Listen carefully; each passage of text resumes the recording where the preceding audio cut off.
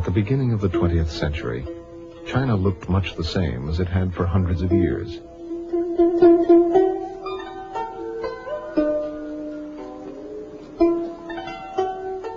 The country was still ruled by an emperor. Men wore their hair in long queues as a sign of subservience to the ruling dynasty. Bajin was born in the late imperial era in 1904 to a wealthy, large family with an educated mother who taught him poetry and calligraphy. His father was a district magistrate in northern Sichuan province, and Bajin, at a young age, watched him in his court the family lived. Men cut off their queues in a symbolic gesture of revolution.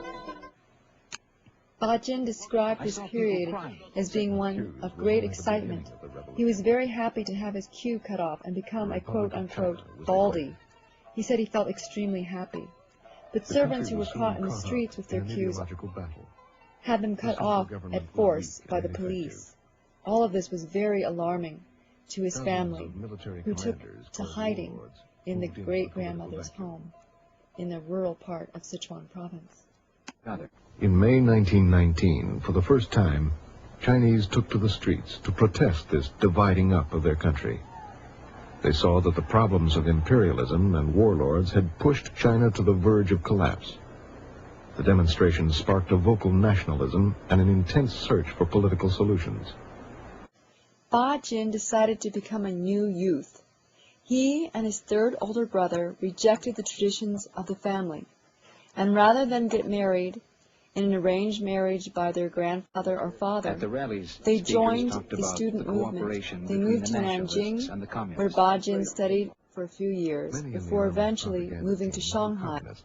In 1927, Bajin left China for France, where he became a student and began his career as a writer. He joined the Anarchist Party and began to write revolutionary novels to inspire young people around the world to strike out against the old traditions that had made China and their own countries so weak.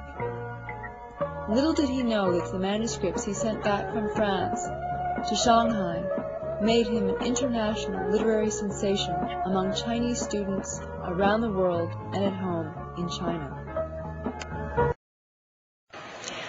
After Mao's victory in 1949, Bajin elected to stay in China, where he married and had 2 children. He continued to write into his 90s and eventually died at the age of 101.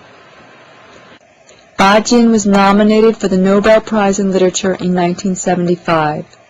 Today, he's considered one of China's most important 20th century writers.